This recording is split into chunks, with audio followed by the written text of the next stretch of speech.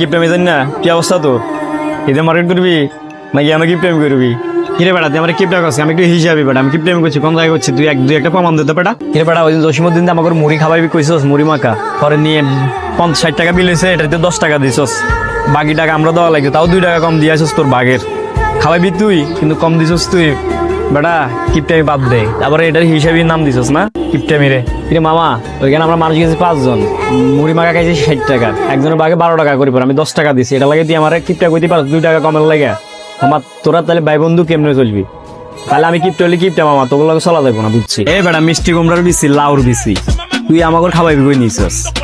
উল্টা তুই আমাকে বিল দেওয়ার জায়গায় তুই আর উল্টা 2 টাকা বিল কম দিয়েছিস। তোর কিপটা কুমড়া, তোর কিপটা শেষরা, তুই যদি আর কিছু থাকে তুই হালা ওইটে, তুই আমাকে চলা লাগবে না, তোর মধ্যে হালা কিপটা, তুই আমাকে চলবি বেটা, তুই আমাকে চলার যোগ্য। তুই আজকের পর থেকে আমাকে দেখলে ডাক দিবি না। गजब बेइज्जती है।